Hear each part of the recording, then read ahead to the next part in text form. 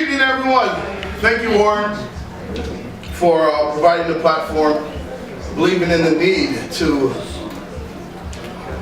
take time to appreciate those who have stood with us, stood for us, stood by us,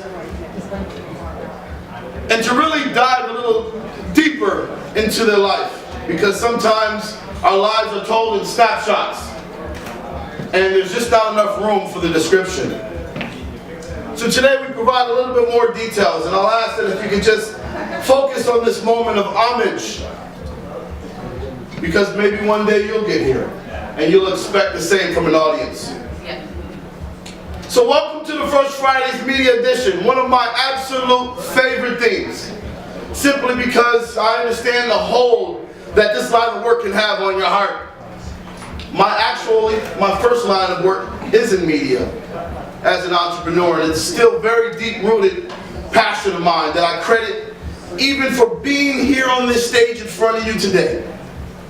It's actually the reason why I left Buffalo as a young adult to return home here in my roots in Toronto to pursue expanding my media company. Truthfully, a story very similar to tonight's recipient, Jojo, Chintoh. Make some noise.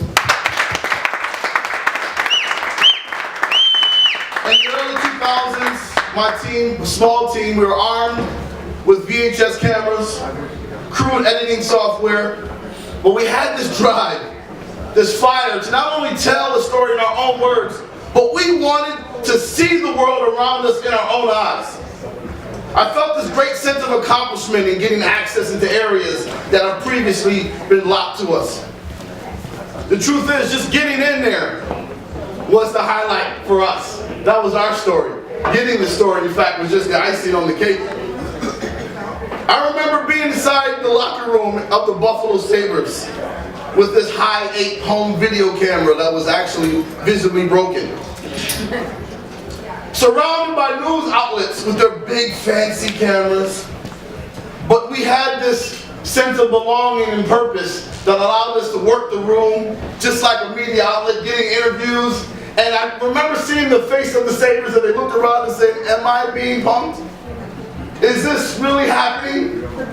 But you know what? We conducted ourselves with such a sense of intention that they knew we were reporting for a good reason. Media is consuming, it's an exciting industry. That's why so many of us are in it. Truthfully, the world relies on us, not just for the vital details we share, but through the vital distractions, the escape that it provides us, and the access into worlds that we only see through the eyes of the cameraman or the words of a writer. I wish that media could see us today. I wish they could see the presenters that so eloquently and so passionately talked about their endeavors. So many enterprising and empowered members of our community should be in the headlines more. I truly believe that this world around us would be a better place if it truthfully and honestly reported of the world around us. But this void in media gets filled every time we take matters into our own hand, sometimes with our own devices like this good brother here. Being a narrator to his own audience, sharing a story that may not have reached them if it wasn't for his workmanship today. You've all selected this medium to channel content of achievement and success of our community to your respected audiences, and for that, I thank you all for doing your part and telling our story. So please take a moment and clap yourselves up. You know, years ago things weren't like this. Tools were not as accessible as they are today. Technology belonged to the rich.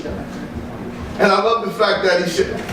Chintoh shared a story with me about on his desk. He had a statement that talked about taking from the rich. Because you know what? In order to be able to truthfully and accurately tell our story, we have to take bold steps like Planet Africa. We have to step into those spaces where we are short in number, but full of purpose. So this access that only was in the hands of the rich, we were far rules, which is basically mass media, at least from a controlling state. We are subject to their opinions and their perspectives, and we were rarely portrayed in a positive light. Most of the times people saw us on TV as being arrested or committing crimes. But all that came to an end when Toronto for the first time saw our very own Jojo Chintoh greet them on TV. Yeah. With love. This is a love story. This is in respect. The love in his eyes, you can tell it's still there. Still there. And the love of his life too. Give it up for him. Yeah.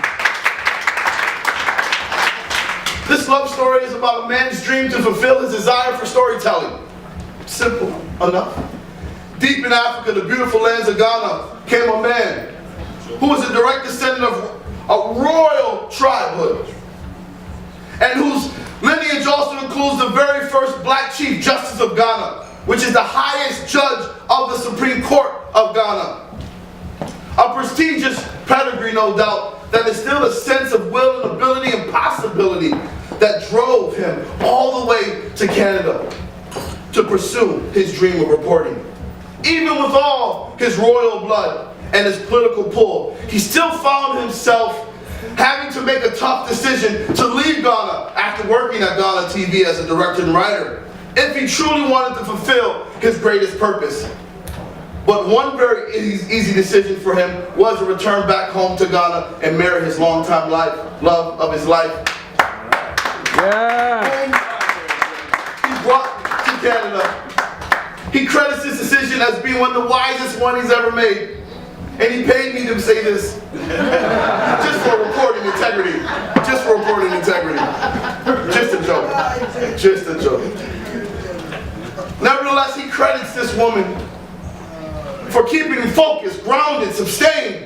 And she in her own right is a powerhouse and has made history in the medical field as being one of the first black women in her profession. Please give it up for her as well. So once again, this is a love story. A love story. And it was his love for storytelling, but it was our love for him that made him powerful. Mr. Chintoh arrived in Canada and went to CBC. That makes sense. Logic. To apply for work, I'm sure he would have stopped by Planet Africa, had we had a Planet Africa. And somehow they conveniently misplaced his resume, not once, not twice, but 3 times. You know, 3 times the charm, not in this case. He realized he needed to go back to school and he chose Ryerson to study journalism with the plan to get back out there with a degree and get a job. But it actually wasn't his degree that got him into the door. It was, in fact, his degree of determination and commitment to tell stories that knocked down those doors. And it just so happened to be a story about himself. He started to tell a story, and he shared it with the Ryerson newspaper. A story about life in Canada during Christmas. An ordinary story about his experience. But there was something extraordinary about that. And it caught the attention of Mr. Patrick Scott, the city editor at the Toronto Star. And he contacted him. Did he tweet you? Did you get a tweet? He tweeted him and said, no tweet at that time. Thank you. Thank you. Retweet Jojo. And he wanted him to just apply for an internship. Not come for a job, but just apply for an internship. And that information was power, because it led to having this powerful man break the color barrier at City TV. Clap it up, clap it up. Clap it up, everyone. So this was just an invitation. This was not permission to join the staff. But with faith and confidence, he applied. Out of thousands of applicants, he was one of 13 that got the job. And this is just a reminder for all of you here who blog, Sister Big Boss with her online television program. Maybe you have a YouTube channel. There's always someone looking for talent. And we all know about Justin Bieber being found on YouTube. So just believe and do everything you can with confidence and excellence, and it will pay off. It's the small things that open big doors. And just like that, our Jojo's on his way. And while serving as an intern, his work attracted more opportunities. And this time it was the eyes of Al Hamilton of the Contrast who wanted him to come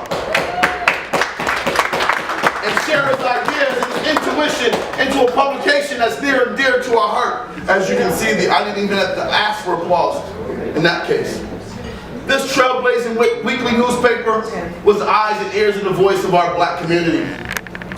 And he had employed and provided opportunity to so many of our great contributors in media. We have Mr. Of course.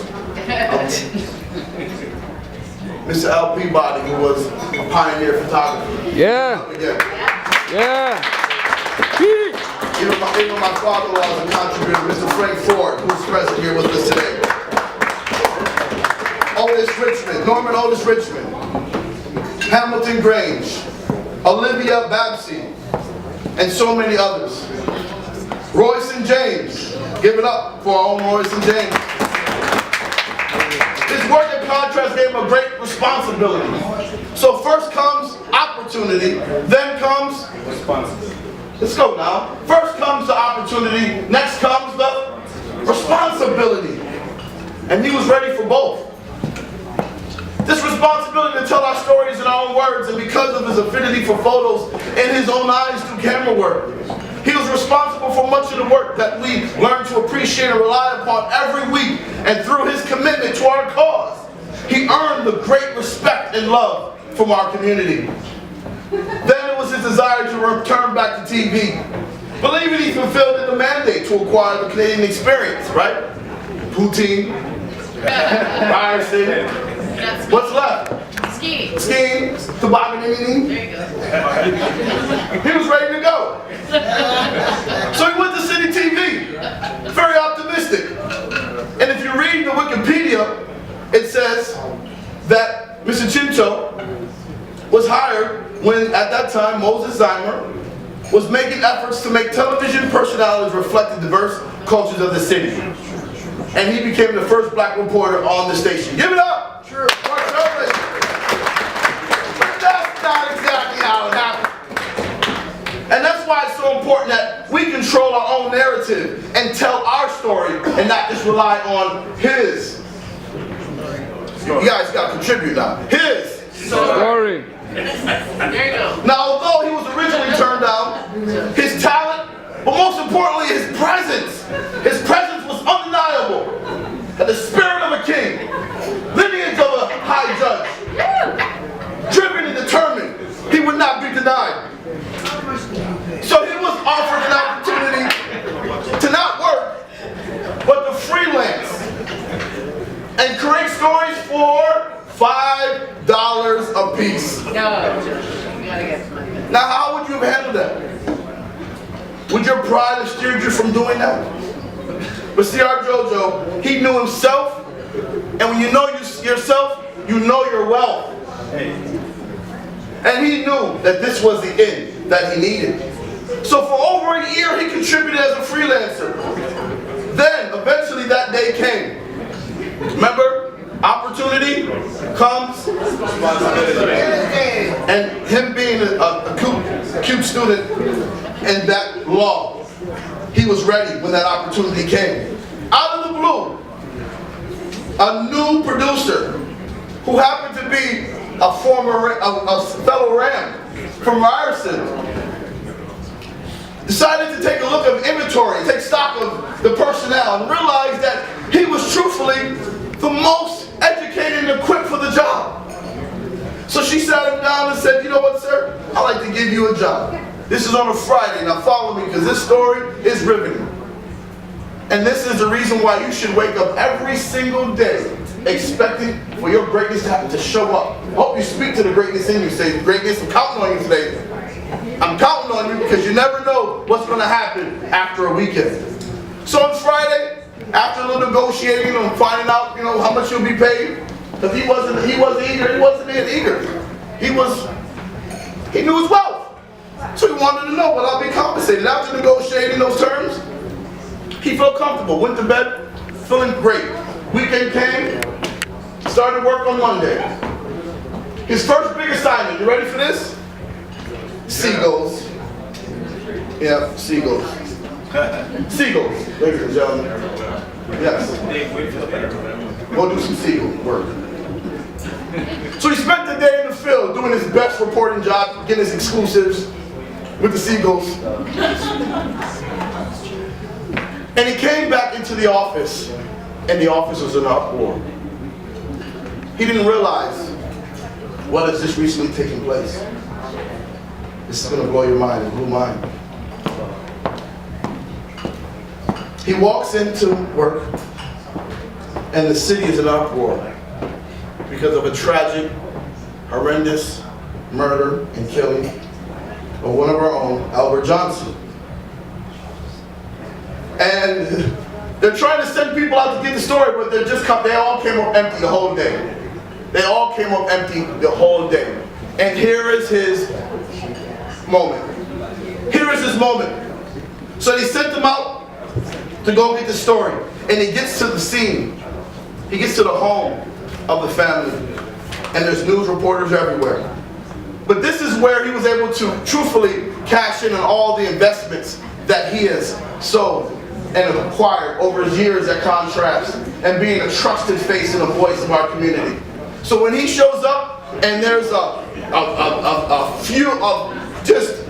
complete media takeover on this residence, he shows up and who does he see? Our late elder, W. Laws, our ancestor, W. Laws. And W. Laws says, "Hey man, what you doing here?" And he says, "Man, this is my first day on the job, basically." And you know what? He has a vision to say, "I want to tell the story of his widow." He could have, I'm sure W. Laws